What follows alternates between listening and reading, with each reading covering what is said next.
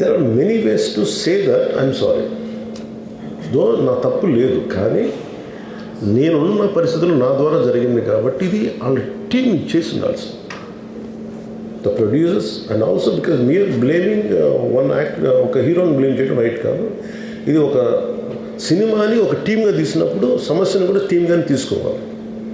కానీ ఇక్కడ సమస్య ఏం చేశారంటే మొత్తం హీరో మీద పెట్టేశారు అండ్ ఒంటరి వ్యక్తిని చేశారు. అది నాకు కరెక్ట్ అనిపించలేదు.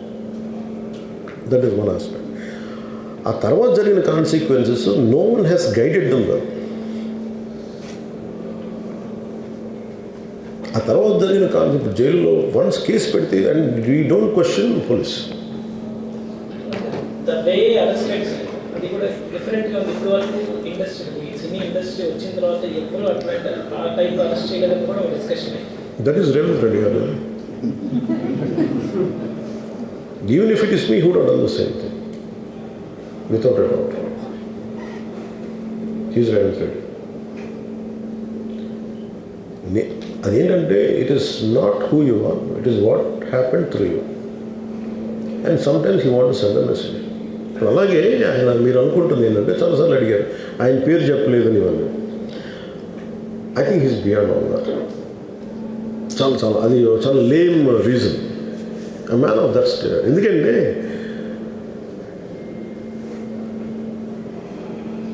ఆయన నిజంగా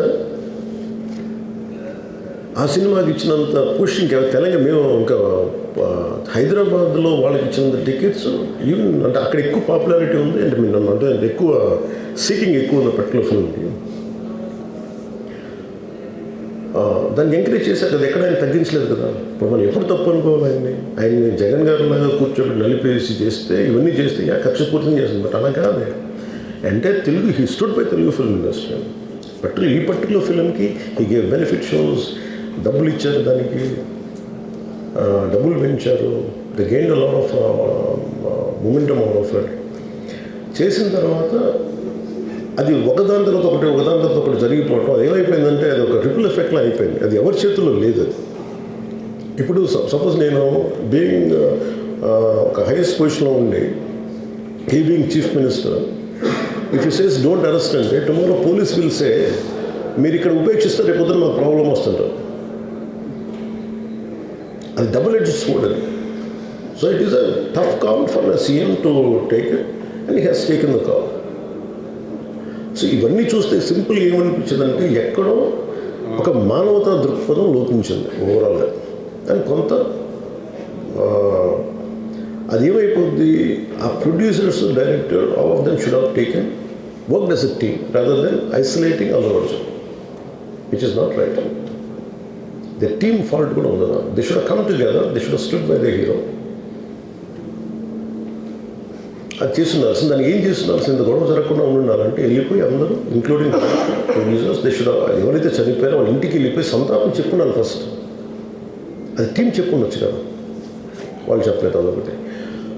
సో దాని తర్వాత జరిగినవన్నీ ఏమైపోతుంది, ఇట్ ఇస్ ఆల్ అబౌట్ జనం తిడతారు, రేవంత్ రెడ్డి గారు నువ్వు ఈ పని చేయలేదని హీరోనా అంటారు. ఇంక దానికి అండ్ అది కొన్ని పార్టీ పరంగా అనుకుంటే అల్లు అర్జున్ గారి అంకుల్ వాళ్ళ ఈజ్ అ కాంగ్రెస్ మ్యాన్. పోనీ ఆయన ఏం చేయలేదా అంటే ఆయన సినిమా రేట్లన్నీ పెంచి దాని విజయానికి కూడా ఆయన పాక్షికంగా ఆయన దోహదపడినట్టే కదా. అక్కడెక్కడ ఆయన తగ్గించలేదు.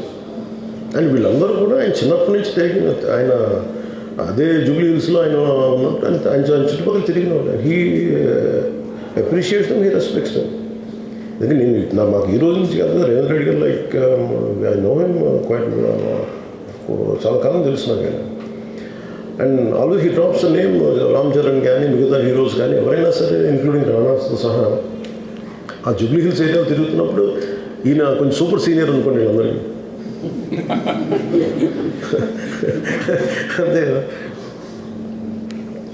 అండ్ ఇదేంటంటే ఇట్స్ అన్ఫార్చునేట్.